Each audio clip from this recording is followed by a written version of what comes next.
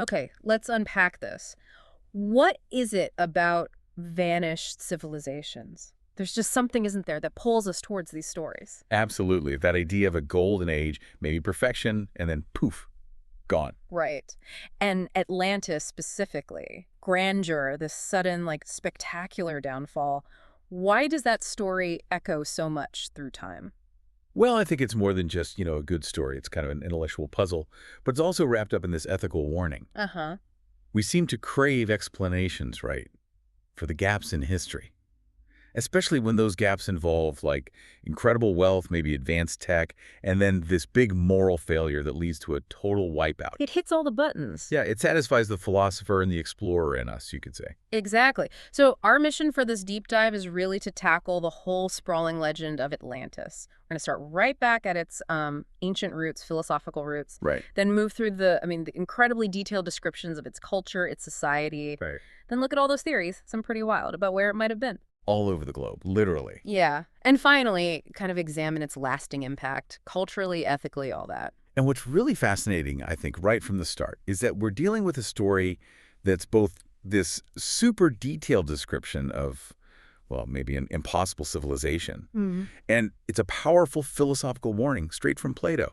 So the key question we have to keep asking is, was this meant as history, like a real place, Or something else. or was it built as a kind of mirror, reflecting human flaws, warning against hubris, materialism, that sort of thing? Because the answer really changes how you look at this, 2,000-year hunt for it. Definitely. Okay, so let's start right at the beginning, the Genesis. Because this is often, like you said, misunderstood, but it's critical. Atlantis doesn't come from archaeology digs or old maps initially. No, not at all. It comes from ancient intellectual circles in Athens, Yep. where the top thinkers were debating political philosophy, what makes an ideal society, the perfect state. The story actually gets introduced inside a dialogue, two of them, really the Timaeus and Critias. So it's a literary device from the get-go, not just a straight historical account. Pretty much. Plato uses a very specific lineage for the story, though, to give it this air of authority, this feeling of, ancient, hidden knowledge being passed down. Right, the Solon connection. Exactly. Supposedly starts with Solon, the Athenian lawgiver, a really respected figure. He travels to Egypt. And talks to priests there. Yeah, priests at a place called Sais. And these priests, they claim to have records far, far older than anything in Greece. Which gives it immense weight, right? Huge weight. They talk about a time roughly 9,000 years before their time. I mean, that's an almost unimaginable span back then. And they say, back then, the gods divided up the world. Okay, so divine origins. And in this division, Poseidon gets Atlantis. Poseidon, yeah, god of the sea, earthquakes.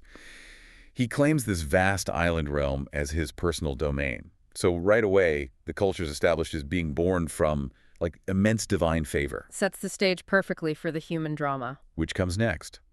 Poseidon falls in love with a mortal woman, Plato. Ah. And to protect her, he does something incredible. He basically engineers the landscape and closes her home, which is on a hill, with these alternating rings of land and water, like a natural fortress. Wow. Okay, so the rings are there from the very start, built by a god. Built by a god for love and protection. And from their union, Poseidon and Plato, comes the royal line of Atlantis, 10 kings. 5 pairs of twins, wasn't it? That's the detail, yes. Yeah. 5 pairs of twins. The eldest, Alice, he rules the central region, and he's the one who gives his name to the kingdom, the island, and eventually the ocean around it, the Atlantic. Atlas, Atlantic. Okay, makes sense. And the scale they describe, Yep. this is what really blows other myths out of the water, pardon the pun. Yeah. It wasn't some small island. The texts, via Solon and the priests, describe it as enormous, larger than Libya and Asia combined. Wait, Libya and Asia combined, for the ancient Greeks, that's almost everything they knew, plus more. Exactly, an unbelievable size, and it's positioned very specifically beyond the Pillars of Hercules. Which, for anyone listening, we should clarify, that's the Straits of Gibraltar, the edge of the known Mediterranean world back then. Right, so Atlantis is emphatically outside the known world, out in the great unknown ocean. And the land itself, what was it like? A marvel, according to the description.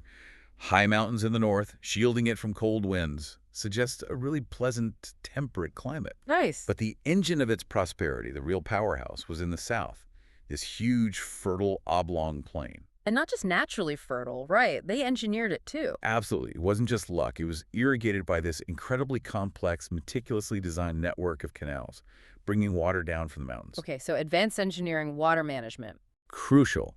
This system let them nourish crops twice a year. Imagine that. Wow, twice a year.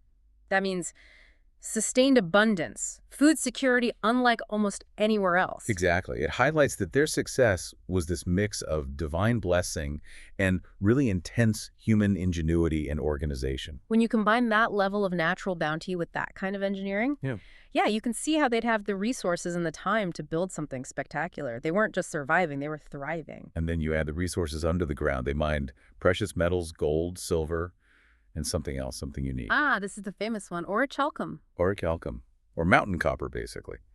Plato describes it as this fiery reddish substance. It gleamed like nothing else, apparently, and was second only to gold in value. Fiery, reddish.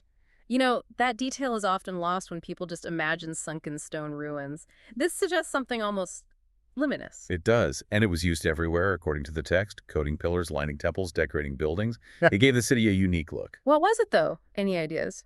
Well, that's the million-dollar question, isn't it? Maybe some kind of natural brass or a copper alloy we don't quite replicate. Or maybe it's purely literary, a symbol of their unique, almost magical wealth and connection to the earth. Yeah, but in the story, it represents that edge, that material advantage that just set Atlantis apart. Completely. Okay, so that sets the stage. Now, let's talk about the capital city itself. This is where the glory really shines through in the description. Right. It's an architectural marvel reflecting that mastery of resources and engineering we talked about. Plato's original hill becomes the royal palace. And get this, they had hot and cold, running water piped in for baths. Seriously, hot and cold springs, engineered. It's incredibly advanced for the time period Plato's setting this in. Speaks to real comfort, luxury. Totally. And the city's design, it's all centered on those concentric rings. It's brilliant defensively and logistically. These huge circular moats. Each one wider than the last, right? Yeah. And they're connected by bridges, but also tunnels underneath. Tunnels big enough for warships. And not just any warships. Triremes. Exactly. We need to pause on that. Triremes were the battleships of the ancient world. Long, complex vessels needing hundreds of rowers. So tunnels big enough for those to pass through. The scale of the civil engineering is just staggering. The whole inner city is basically a protected, navigable harbor system. Mind-boggling. And visually, imagine it. The walls of these rings weren't just stone. They were built with alternating bands of red, white, and black stone. Okay, visually striking already. But then they coated the walls in metal, including that shimmering orichalcum. Whoa. So the whole place would have gleamed, reflected the sun. Like a beacon. You could probably see it shining for miles out at sea. Red, white, black stone, overlaid with bronze, tin, and this fiery orichalcum on the innermost citadel wall. Just try to picture that. The bustling docks, merchants from everywhere. What else? Temples? Oh yeah, temples beyond lavish. The main one, dedicated to Poseidon, had this colossal golden statue of the god himself, driving a chariot pulled by winged horses. Gold statue. Winged horses. Okay. They weren't subtle. Not at all. And life was abundant. Gardens full of exotic fruits from all over their empire. And back to that surprising detail, elephants. Right, elephants. What's the significance there? Symbol of conquest in Africa? Or just showing off the sheer diversity and resource base? Could be either or both. It just emphasizes the immense power and reach they commanded. This was a true utopia on the surface, a masterpiece of planning, resources, everything. Okay, but we know how this ends. So here's the turning point. This is where it gets really interesting. How does this glorious society, this pinnacle of achievement, how does it fall apart? Yeah, it always comes back to the human element, doesn't it? Plato's account is very clear on this. Initially, the Atlanteans, especially the kings, were virtuous. Bound by divine laws. Exactly. Laws inscribed on a central pillar of orichalcum, actually. They'd gather every few years for these solemn rituals, involve sacrificing bulls, swearing oaths to uphold justice. They kept that divine lineage pure, maintained wisdom. So stable, just divinely guided. What went wrong? What triggered the rot? It was gradual, the text implies, but irreversible. As their empire grew. Expansion. Yeah. Conquering islands, territories on the main continents, their human nature started to dilute the divine part. Prosperity didn't lead to gratitude. It bred ambition. They started mixing more with mortals, Plato says. Right. And that divine element, that wisdom and restraint began to fade. Greed, arrogance, materialism that started creeping in. Okay, this is the core of the allegory then. The moment they shift from being these righteous innovators to imperial bullies, basically. Perfectly put. They stopped using their power for good, for upholding virtue. Instead, they started amassing huge military power purely for conquest. And we're talking serious military might. Oh, massive forces. Armies of chariots, horsemen, infantry, navies with like thousands of ships.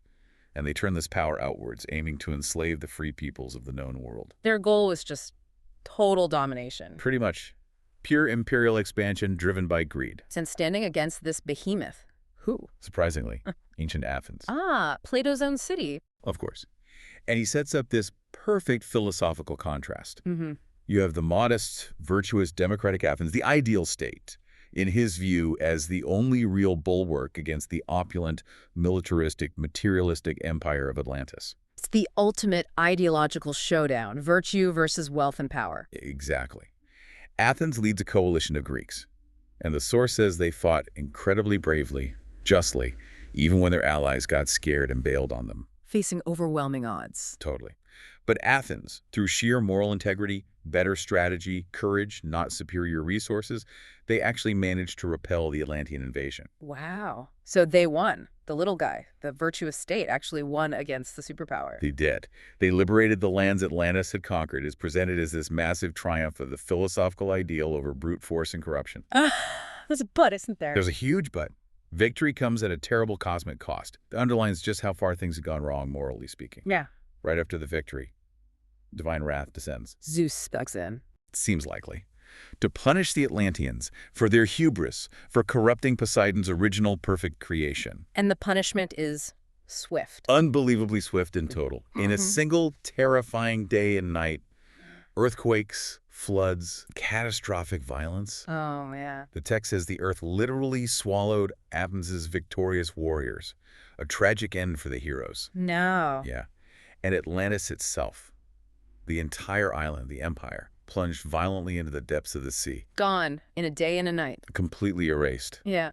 And what was left, according to Plato, only impassable mud shoals, making the sea in that area unnavigable, a final silencing mark of its destruction. Wow. Okay, that description, the sheer violence and completeness of the destruction, you can see why people wouldn't just let this story go. It feels too specific, too visceral to be just a story. Exactly. And that brings us right back to that core tension. Was it history or was it metaphor? Because for centuries, that's been the debate. Absolutely. Many scholars, especially those focused on Plato's philosophy, read it primarily as that cautionary allegory we talked about. Yeah, right. A warning against hubris, imperialism. Athens equals good, modest virtue. Atlantis equals bad, excessive wealth and aggression. Precisely. The moral lesson is paramount. True strength is in integrity, not just power or riches.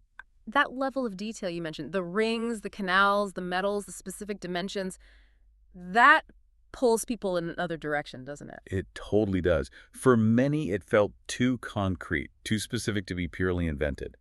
So the other camp believes it must be based on something real, a veiled memory maybe of some actual massive cataclysm, preserved somehow through oral tradition until Solon heard it. And that belief that it could be real, that's what fuels the hunt, right? The search for physical evidence. That's the launching point for centuries of searching. If it was real, where was it? And the number of theories, honestly, it's dizzying. They span the entire planet. Okay, let's get into some of those. We have to start with the big one, the one everyone kind of defaults to, the sunken continent in the Atlantic. Yeah, the mid-Atlantic theory. This is the most direct interpretation, geographically. Imagining this huge landmass, just like Plato described, that literally sank beneath the waves due to some sudden, dramatic shift in the ocean floor. It sounds plausible if you don't know the science, I guess. The drama fits the story. It does, but modern geology, specifically plate tectonics, it throws a lot of cold water on that idea. How so? Well, the Earth's crust moves, yes, but ocean floors are generally much more stable than that. The idea of a continent-sized landmass, remember, bigger than Libya and Asia, just suddenly disappearing without a trace.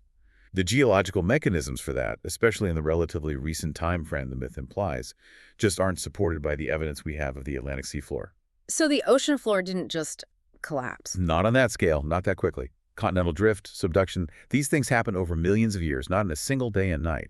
The geology of the Atlantic Basin just doesn't match a recent catastrophic sinking event of that magnitude. Okay, so the classic sunken continent idea faces major scientific hurdles. What else? Any more out there theories? Oh, definitely. There's the frozen realm theory. This one's pretty imaginative. Frozen realm, how does that work? The idea is that Atlantis was a temperate paradise, but it wasn't sunk, it was moved, displaced by some kind of dramatic pole shift or crustal displacement. Moved where? To the poles. Exactly. Rapidly shifted to an icy, inhospitable region, burying its cities under glaciers. Which would conveniently explain why we haven't found any ruins on the surface. So the cities are perfectly preserved under the ice, waiting to be found. That's the romantic notion. But again, geology steps in. While the Earth's crust isn't perfectly static, the evidence for a sudden, planet-wide crustal shift violent enough to move a continent to the poles within human memory, it's just not there in the geological record for the last, say, 12,000 years. Right. Makes for a good movie, maybe, but not supported by the rocks. Okay, so if continent sinking and pole shifting are unlikely, what about events we know happened, like massive floods? Now we're getting closer to plausible inspirations. The deluge hypothesis looks at real large-scale floods. Maybe not global, but catastrophic locally. Like the Black Sea flood theory. That's a prominent example, yeah. The idea is that a large enclosed freshwater lake or sea experienced a sudden massive influx of salt water when a natural barrier broke, like the Bosporus Strait opening up. And that would have inundated huge areas of fertile land where people live. Exactly. Suddenly, catastrophically. Displacing entire populations, swallowing settlements under rising waters. It gives you the lost homeland, the world swallowed by the sea theme, but rooted in a geologically understandable event. It creates refugees carrying tales of a lost world. Okay, that feels more grounded. What about volcanoes? Plato mentioned earthquakes and fire too, didn't he? He did. And that leads to probably the most compelling scientific theory for a real event that could have inspired the Atlantis myth, the volcanic fury theory. Focusing on a specific volcanic eruption. Yes, specifically the eruption of Thera, modern-day Santorini in the Aegean Sea, around 1600 BCE. The Minoan eruption. That was enormous, wasn't it? Colossal. One of the largest volcanic events in human history. When Thera blew, the center of the island collapsed into the sea, forming a huge caldera. Creating massive tsunamis. Devastating tsunamis that would have ravaged nearby coasts, especially Crete, the center of the advanced Minoan civilization. Plus volcanic ash clouds, earthquakes. Okay, I see the parallels. You've got a highly advanced island civilization. The Minoans, yeah. Maritime powers, sophisticated art, palaces. Suddenly and catastrophically destroyed by earthquakes, fire, volcanic eruption, and water. Tsunamis, caldera collapse. All happening in a very short, terrifying period. Exactly. It ticks a lot of the boxes from Plato's description of the destruction of Atlantis. It's the kind of unforgettable disaster that would echo through oral traditions for centuries. Passed down, maybe embellished, maybe merged with other stories. Until it reaches someone like Solon in Egypt, who hears a version that Plato later adapts for his philosophical dialogue. Precisely. It provides a plausible real-world seed for the legend, without needing a whole lost continent. Okay, so Thera Santorini is a strong candidate for the inspiration. But what about people actually trying to find Plato's specific city? The rings, the location beyond the pillars. Ah, yes, the search for the physical site. This leads to some fascinating and sometimes controversial claims. Remember those sonar scans back in the 60s off the coast of Spain near Cadiz or maybe the Bahamas? Yeah, people claim they saw shapes, right? Walls, roads. Some interpretations pointed to artificial forms, yeah. Walls, roads, maybe even a central acropolis, often linked to local flood myths or metal sources. But what did the scientists eventually say? Overwhelmingly, they're seen as natural formations. Geological folds, deep-sea sediment patterns, natural rock structures, not man-made. And crucially, dating often shows these formations have been submerged for far, far longer than the time frame Plato suggests for Atlantis' demise. So wishful thinking interpreting natural patterns. Largely, yes. Then there's the Iberian theory looking inland, near the Pillars of Hercules, in Spain or Portugal. What's the evidence there? People point to Bronze Age circular hill forts, some prehistoric mines that could vaguely evoke the rings and resource wealth. Plus there's local flood lore and even ancient elephant fossils in the region. Okay, some superficial connections, but the critique. Scale. It's always scale. Plato describes an island empire larger than continents, out in the Atlantic, a few inland hill forts in Spain. It just doesn't match the grandeur or the geography described in the text, And again, no evidence of that sudden catastrophic sinking event. Right. Okay, what about that really striking one? The eye structure in Africa. Ah, the Richet structure. The Eye of the Sahara in Mauritania. Visually, this one is uncanny. It really is. You look at satellite photos and it's perfect concentric rings. It looks like Plato's description. It's incredibly compelling visually. The rings, the size, erosion channels that look like moats, even salt deposits that some interpret as flood remnants. You can absolutely see why people latch onto it. So what's the geological explanation? How do we know it's not Atlantis? Ground truth. Geologists have studied it extensively. It's a natural geological dome, formed over hundreds of millions of years. A dome, not rings built by people. No, it's layers of different rock, sandstone, quartzite, etc. that were pushed up from below by magma. Then, over eons, erosion wore away the softer layers faster than the harder layers, leaving behind those perfect concentric rings. It's a textbook example of differential erosion on a geologic dome. No ancient harbors, no orichalcum walls. Nope, just geology. Spectacular geology, but geology nonetheless. Okay, so there's a pattern here. We see rings in nature, we hear stories of floods, we find ruins. And because the Atlantis myth is so powerful, so specific. We did to map it onto these things. We want to find that single lost superculture rather than accepting maybe multiple inspirations or just the power of natural processes and human imagination. And this desire to find the physical place, this relentless search, it sometimes crosses a line, doesn't it? Away from science and into something else. Absolutely. It opens the door wide to pseudoscience. And that's where blending myth with unproven claims can become, well, genuinely problematic. You mean like the conspiracy theories, the idea of a cover-up? Exactly. One persistent idea you hear involves a massive cataclysm, maybe a comet strike or pole shift, happening around 12,000 years ago, wiping out this incredibly advanced global civilization, Atlantis. And the survivors supposedly seeded knowledge around the world, built the pyramids, Stonehenge, etc. That's the narrative. And it usually comes with the claim that mainstream scholars are actively suppressing this truth. But the evidence for a global cataclysm exactly 12,000 years ago. It's incredibly thin, often relies on misinterpreting geological layers, cherry-picking archaeological sites, or ignoring contradictory data. There's no solid, widespread scientific evidence for that specific global event obliterating a worldwide super-civilization at that time. And there are ethical issues with that whole line of thinking too, right? Profound ones. Yeah. Critics point out that these kinds of theories often end up demeaning the actual achievements of indigenous peoples around the world How so? by implying that, say, the ancient Egyptians or the Maya or the builders of Andean cities couldn't possibly have figured out how to build their monuments themselves. Ah, so it must have come from some external superior source? Like Atlantean survivors? Exactly. And historically, that superior source has sometimes been framed in racial terms. You mentioned the source material notes how the Atlantis myth was misused in the early 20th century, linked to fictitious Nordic or Aryan origins to bolster ideologies of racial supremacy. Right. Divorcing the myth from context and evidence allows it to be twisted for harmful agendas. It becomes pseudo-history serving ideology. That's the danger, and archaeologists push back strongly against this. There's no grand conspiracy or cover-up. Fame awaits whoever finds real proof, right? Absolutely. Finding evidence of a completely unknown advanced civilization from 12,000 years ago would be the biggest discovery imaginable. Paradigm shifts happen in science when the evidence is there, but these claims about Atlantis just haven't met that standard of rigorous, verifiable proof. And real-world disasters, like Thera or the Black Sea flood, they're enough to inspire legends without needing a phantom superculture. More than enough. They provide plausible seeds for these powerful myths of loss and catastrophe. So if we accept that Atlantis probably wasn't a real place in the way Plato described it, but more of an allegory, maybe inspired by real events, why the obsession? Why does the search continue so intensely? I think it's down to the legend's incredible adaptability. It's like a narrative blank slate. How do you mean? It can be whatever you want it to be. A perfect utopia. Check. A terrifying warning about moral decay. Check. A convenient explanation for any ancient mystery or lost technology. Check.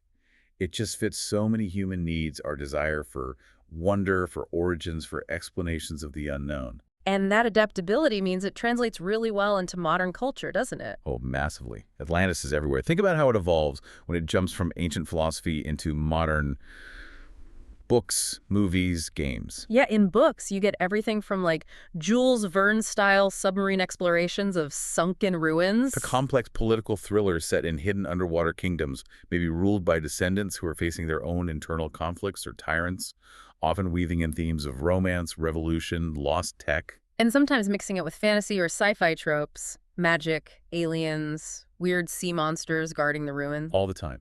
Raft cities built from the debris, high-tech bases powered by those mythical Atlantean crystals. It's incredibly versatile. Visually, it's a gift for filmmakers and game designers, too, those descriptions of the city. Oh, yeah. Crystal-powered utopias, gleaming underwater domes, aquatic kingdoms. It's visually spectacular. Yeah. Think about animated movies tracing royal lineage back to Atlantis, or superhero origins tied to its advanced lost civilization. And in games, you often get to interact with it directly, right? Rebuild it, conquer it, maybe race to find it. Exactly. Players might have to manage Atlantean resources, fight off threats using its ancient technology, or explore its ruins. It puts you inside the myth. So across all these forms, what's the core appeal? What does Atlantis symbolize for us now? I think ultimately it symbolizes lost potential. It's the peak of what humanity could achieve, blessed by gods, masters of engineering, living in harmony with nature, immense wealth. Contrasted sharply with how easily it can all be lost. Through human flaws, greed, arrogance, the pursuit of power over wisdom. That fundamental duality, the height of achievement and the depth of failure, that's what keeps driving creativity. It's a story we keep retelling ourselves. Okay, so let's try to synthesize this. Where does this leave us? We've traced the story from its origins potentially as a philosophical tool in Plato's dialogues. Contrasting that ideal Athens with the flawed Atlantis. Through the incredibly vivid, detailed descriptions of the place itself, the rings, the orichalcum, the canals, the elephants. Details that just scream real place to some people. To the countless theories trying to pinpoint it on a map, Thera, the Atlantic, Spain, the Eye of the Sahara under the ice, everywhere. And the dangers of pseudoscience that come with that search. Yeah. And if you connect all that back to the bigger picture, the endurance of the legend probably tells us less about actual lost continents or ancient geology. And more about us. And more about the human condition, yeah. We seem to need these stories. Explanations for sudden catastrophe, warnings against our own worst impulses, hubris, greed, unchecked power. It's the perfect cautionary tale, isn't it? Even the greatest civilization, divinely favored, technologically advanced, can be wiped out by moral failure.